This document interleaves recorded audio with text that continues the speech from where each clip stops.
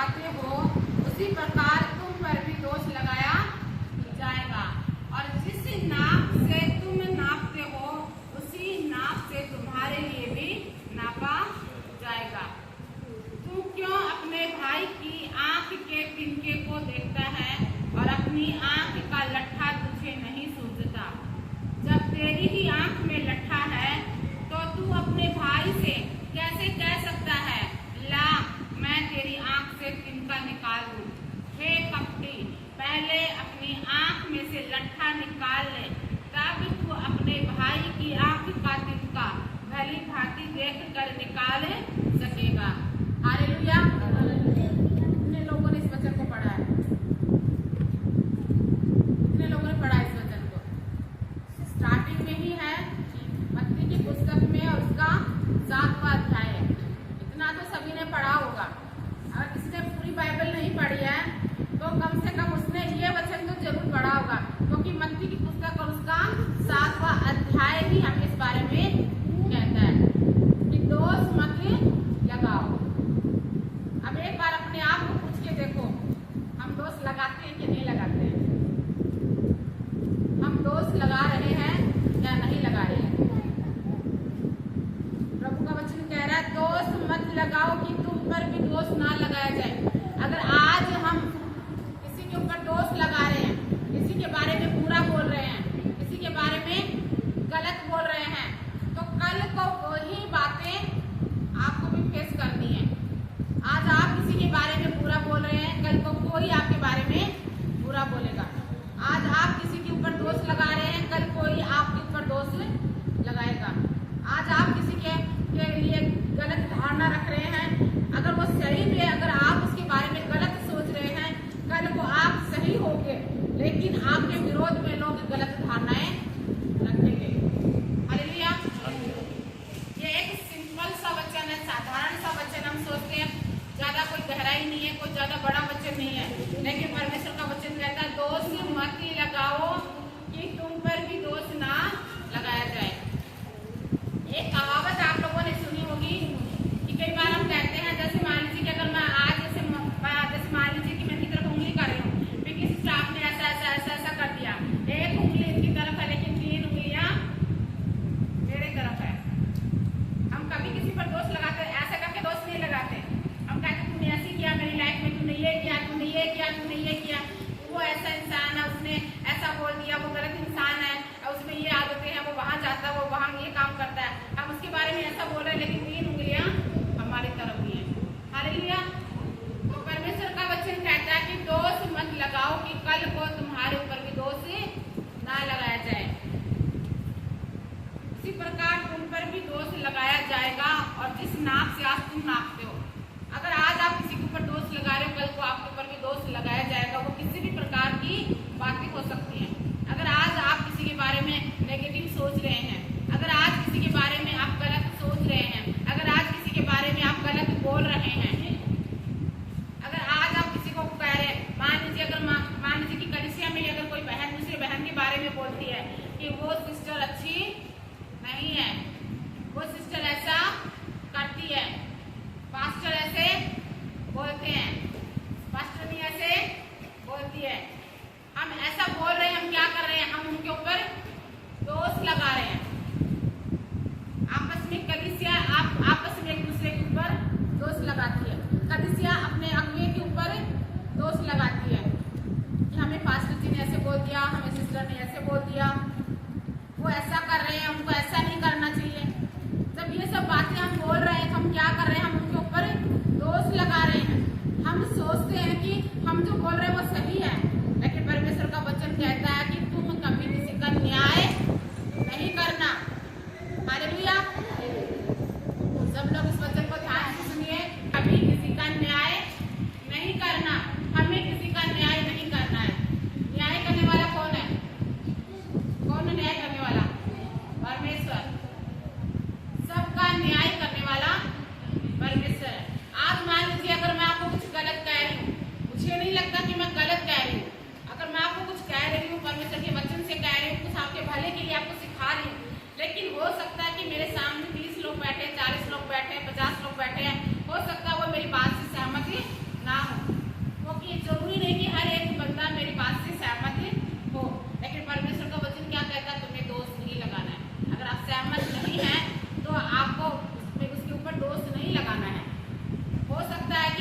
बात को दूसरे तरीके से देख रहे हैं, मैं उस बात को दूसरे तरीके से देख रही हूँ।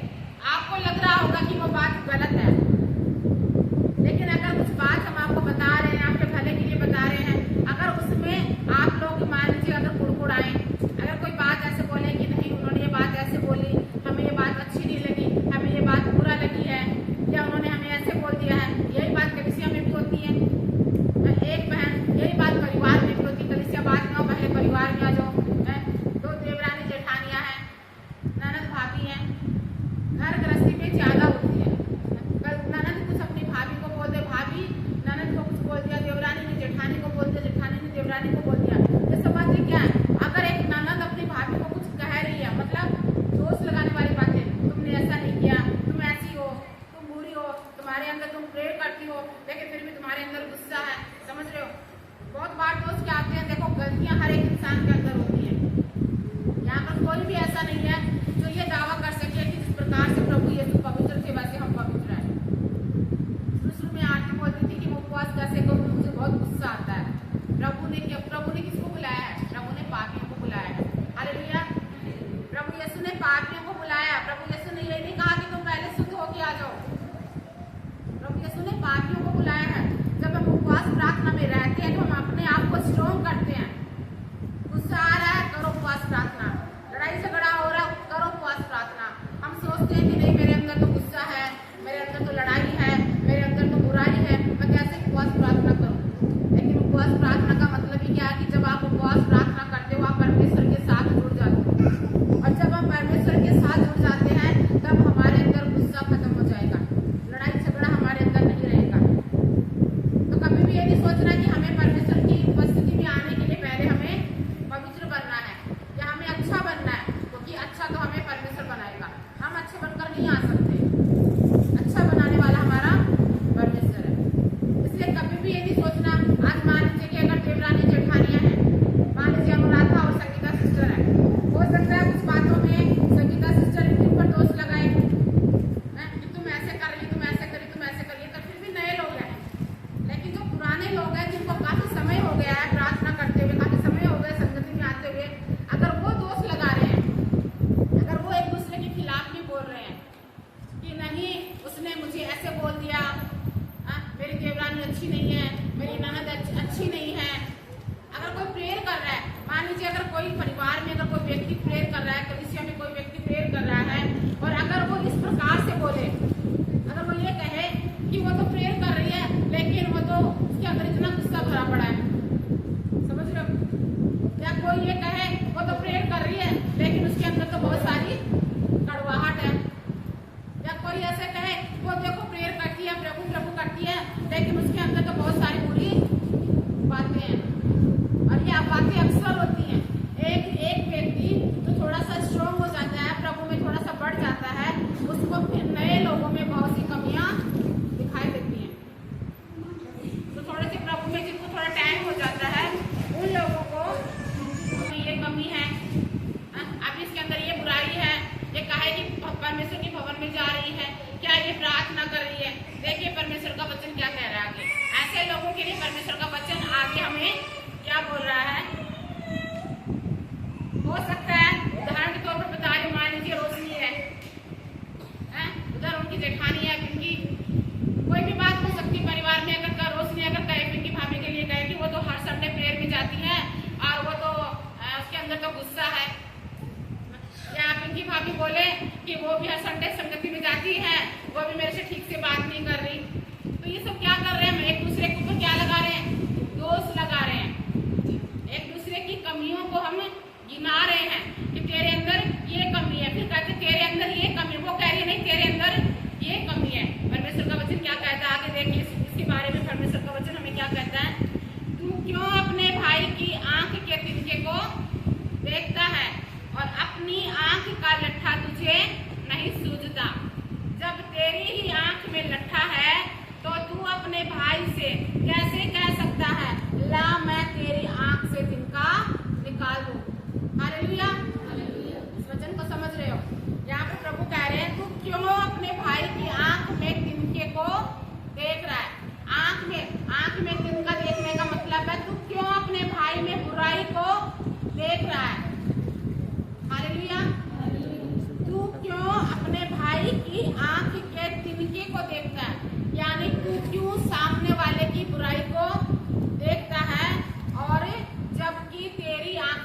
है? लट्ठा है। समझ रहे हो? हम सामने वाले की कमियों को गिना रहे हैं। प्रभु क्या कह रहे हैं? उस सामने वाले की आंख में तिनका, यानी तू सामने वाले की थोड़ी कमियां देख रहा है, लेकिन तेरे अंदर तो कमियों का भंडार है। हालेलुया। सामने वाले की आंख में जो हम देख रहे हैं, प्रभु उसको क्या कह रहे हैं? एक तिनके के समान कह रहे हैं। लेकिन हमारे अंदर जो भरा पड़ा है उसको प्रभु एक लट्ठे के बराबर कह रहे हैं। यानी प्रभु कह रहे हैं तो अपने भाई की आंख के तिनके को क्यों देखता है? तो क्यों सामने वाले में बुराई देखता है? मेरी जेठानी ऐसी है, मेरी देवरानी ऐसी है, मेरा भाई ऐसा है, मेरी बहन ऐसी है, मेरी कलीसिया ऐसी है, वो बहनें ऐसी हैं, मेरा पास्टर ऐसा है, मेरी पास्टर ऐसी। क्यों सामने वाले की आंख के तिनके को देखता है? तेरी ही आंख में लट्ठा है। प्रभु कह रहे हैं तो सामने वाले के जीवन में जो बुराई देखता है, प्रभु कह रहे हैं उसके अंदर तो कुछ भी नहीं है। तेरे अंदर झांक, तेरे अंदर कितनी बुराई है। हालेलुया। आज हमें ये सीखना, देखो हम बार बार यहाँ खड़े होकर एक बात अक्सर बोलते हैं कि प्रभु यीशु किसी का धर्म परिवर्तन करने नहीं आए। प्रभु यीशु हमारा जीवन बदलते हैं। वो जीवन कौन सा बदलना है? यही तो बदलना है कि हम प्रभु में आ गए हैं, उसके बावजूद हम एक दूसरे पे दोष लगा रहे हैं, एक दूसरे में कमियां निकाल रहे हैं, किसी को माफ नहीं कर रहे हैं। तो प्रभु कह रहा है क्यों दूसरे की बुराइयों को देख रहा है? पहले अपनी बुराइयों को देख। आगे वचन में लिखा है, जब तेरी ही आंख में लट्ठा है तो तू अपने भाई से कैसे कह सकता है, ला मैं तेरी आंख से तिनका निकाल दूं। हालेलुया। अब मान लीजिए कि मेरे अंदर बहुत सारी बुराइयां हैं, ठीक है, मैं झूठ बोलती हूँ, चुगली करती हूँ, मेरे अंदर लड़ाई झगड़ा भी है, मेरे अंदर गुस्सा भी है, और फिर मैं कहूँ बबीता सिस्टर आपके अंदर बहुत गुस्सा है, आप बहुत ज्यादा गुस्सा करते हैं, आपके लिए सही नहीं है। आरती आप बहुत लड़ाई करते हो, आपके लिए सही नहीं है, ये गलत बात है, आपको ऐसा नहीं करना चाहिए। पिंकी भाभी आपकी आदतें अच्छी नहीं है, आपके अंदर बहुत सी गलत आदतें हैं, अपनी बातों को आप सुधारें। मैं क्या कह रही हूँ? एक तरह से आप लोगों में कमियां आपको गिना रही हूँ, आपके ऊपर दोष लगा रही हूँ। परमेश्वर का वचन क्या कहता है? पहले अपनी कमियों को देख, पहले अपनी कमियों को सुधार। अगर हमें सामने वाले को अगर हमें चेंज करना है, अगर आप चाहते हैं कि आप किसी इंसान को, देखो एक कहावत, एक बात सुनी थी, नॉर्मल सी बात है कि सबसे पहले अपने आप का सुधार होना है। कभी भी ऐसा नहीं हो सकता कि हम सामने वाले व्यक्ति को सुधार सकते हैं। सबसे पहले सुधार हमारे खुद के अंदर होना है। जब तक हमारे जीवन में चेंज नहीं हो रहे हैं, हमारा स्वभाव नहीं बदल रहा है, हमारा जीवन नहीं बदल रहा है, तो हम दूसरे को जाकर क्या कह सकते हैं कि तू गलत है, या हम दूसरे को जाकर कह सकते हैं कि तू सही नहीं है, या तुमने सही नहीं किया है। पहला सुधार अपने खुद का है, और जब हम सुधरेंगे तब हमें देखकर दूसरे लोगों के जीवन में सुधार होना है। हालेलुया। कभी ऐसा नहीं हुआ कि हम लोग तरह तरह के पाप में हैं, तरह तरह की बुराइयों में हैं, और फिर हम ये कहें, दूसरे को जाकर कहें कि तेरे अंदर ये पाप। वो कहेगा, जैसे मान लीजिए अगर कोई बीड़ी पीने वाला है और वो दूसरे बीड़ी पीने वाले के पास जाके बोलेगा, भाई तेरे अंदर ये बहुत गंदी आदत है, तो इस आदत को छोड़ दे, नहीं तेरा परिवार बर्बाद हो जाएगा। कोई शराबी है, अगर वो किसी शराबी के पास जाके ये बोले कि भाई तेरे अंदर बहुत गलत बात है, तुझे शराब को छोड़ना, नहीं तो तेरा परिवार का नाश हो जाएगा, वो क्या कहेगा? भाई पहले तू छोड़ दे, पहले तू छोड़ दे, मुझे बाद में सिखाना। इसलिए पहले हमारी आंख का लट्ठा हमें निकालना है, यानी जो हमारे अंदर बुराइयां, पहले हमें उनको सुधारना है। उसके बाद में हम किसी को कह सकते हैं कि भाई आप यहाँ पर गलत हैं और आपको यहाँ पर सुधार करने की जरूरत है। बहुत बार क्या होता है, अक्सर क्या देखा जाता है, देखिए अब ऑनलाइन जमाना है, नेटवर्किंग का जमाना है, आप यूट्यूब पर भी देखते हैं। देखो बहुत से पास्टर हैं, तरह तरह की सेवकाइयाँ हैं। शुरू में जब मैं भी प्रभु में आई थी, सेवकाई में नहीं थी, मैं भी कुछ पास्टरों को जज करती थी, मतलब ये बोलती थी ये पास्टर अच्छा नहीं है, ये पास्टर ऐसा है, ये पास्टर ऐसे करता है, ये पास्टर ऐसे करता है।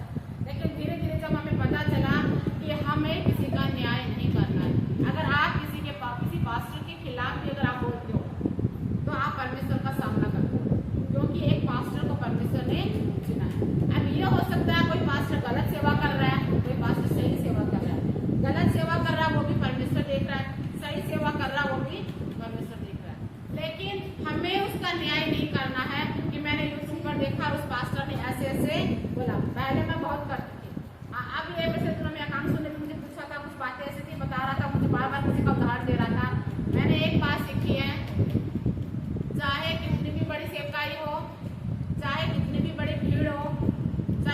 में लोग हो, चाहे बड़े बड़े चिन्ह और चमत्कार हो रहे हो, हाँ, लगड़े चल रहे हो, पहले सुन रहे हो, सबसे मेन बात जो है वो आपको ये देखना क्या परमेश्वर के वचन के अकॉर्डिंग उनकी सेवकाई है। हालेलुया। चिन्ह और चमत्कार, लगड़े चलाना, मुर्दे जलाना, चलिए ये है कि परमेश्वर की इच्छा से होती है, परमेश्वर का अनुग्रह होता है, लेकिन अगर वहां पर परमेश्वर का वचन सही नहीं है तो उस सेवकाई में जाने का कोई फायदा नहीं है। हालेलुया। कभी भी किसी को देखकर हम ये नहीं कहना है कि वो पास्टर ऐसे करे, वो ऐसे, जो भी कर रहे परमेश्वर देख रहा है। आपको ये देखना है वो जो सब कुछ हो रहा है वहां पर क्या परमेश्वर का वचन सही है, क्या वहां पर परमेश्वर के वचन का सही प्रचार हो रहा है। और आज के जमाने में, आज के युग में क्या हो रहा है, लोग भीड़ को देख रहे हैं, लोग भीड़ को देख रहे हैं और ये सोचते हैं कि जहाँ मैंने आपको रखा है आपने वहीं आशीषित होना है। कई बार हम भीड़ को देखकर, आकांक्षा का उदाहरण है, उस बात को मैं ओपन नहीं करूंगी, इसका खुद का एक भाई मिनिस्ट्री में है। एक बार आकांक्षा के मन में भी आया था यहाँ से किसी बड़ी मिनिस्ट्री में जाने के लिए।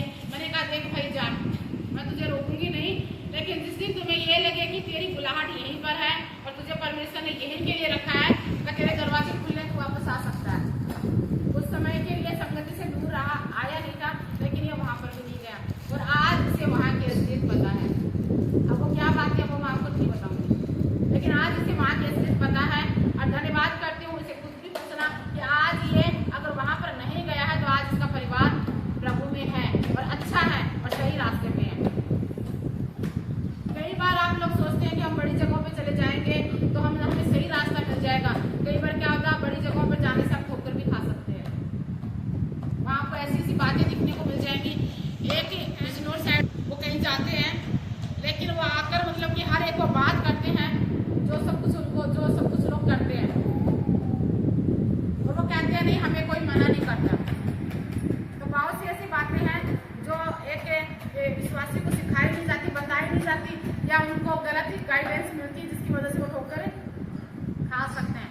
इसलिए हमेशा ये ध्यान रखना है, दोष किसी पे नहीं लगाना है कि कौन कैसे क्या कर रहा है, चाहे हम यूट्यूब पर देख रहे हैं या किसी के बारे में सुना है, लेकिन हाँ ये आपको इतना जरूर पता होना चाहिए कि उसकी सेवकाई परमेश्वर के वचन के अकॉर्डिंग है या नहीं है।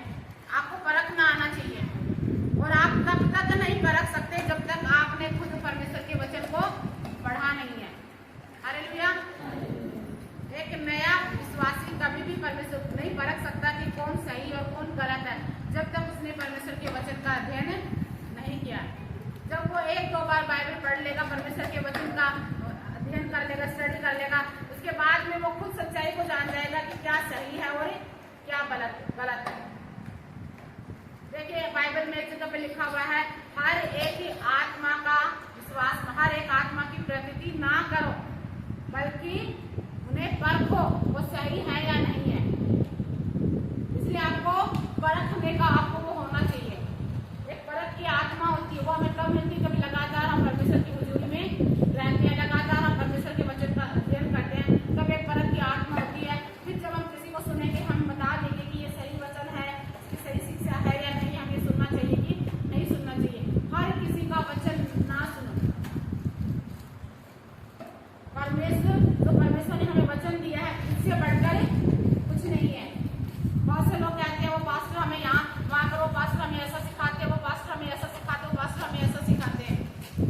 लेकिन हमारा फोकस होना चाहिए परमेश्वर का वचन हमें क्या सिखाता है। पास्टर क्या सिखाता है वो बड़ी बात नहीं है। कल परसों हमें दीपक का फोन आया था, तो कुछ है वो देख रहा है, वो यूट्यूब पर कुछ शिक्षाओं को वो सुन रहा है। उसने मुझे कहा कि सिस्टर मैंने आपकी वो टीचिंग सुनी थी, विश्वास में कैसे बढ़े। एक ऐसा टॉपिक डाल रखा मैंने बहुत पहले का, 5 साल पहले का है, विश्वास को, अपने विश्वास को कैसे बढ़ाएं। उसने उसे सुना और वो ये उसने कहा कि सिस्टर जो आप उसमें बोल रहे थे, मैं बाइबल खोल के बैठा हुआ था और मैं वो वचन बाइबल में देख रहा था कि कहाँ लिखा हुआ है। हालेलुया। यही चीज होना है, पास्टर परमेश्वर से बढ़कर नहीं है। बहुत से लोग बोल देते हैं हमें वहाँ हम जा रहे हैं, उस पास्टर ने हमें ऐसा सिखाया, वो पास्टर हमें ऐसे बोलते हैं, ऐसे कर लो वैसे कर लो, यहाँ चले जाओ वहाँ चले जाओ। लेकिन आपको पास्टर की थोड़ी सुननी है आपको, क्योंकि पास्टर आपका उद्धार नहीं करवा सकता। उद्धार करवाने वाला हमारा प्रभु यीशु है, और जब जो उद्धार करवाने वाला है तो सुननी किसकी है, प्रभु यीशु की सुननी है। एक पास्टर आपका मेल मिलाप करवाता है। अभी आपको बच्चों से परखना है कि वो आपको सही दिशा में लेके जा रहा है या आपको गलत दिशा में लेके जा रहा है। इन बातों का आपको बच्चों से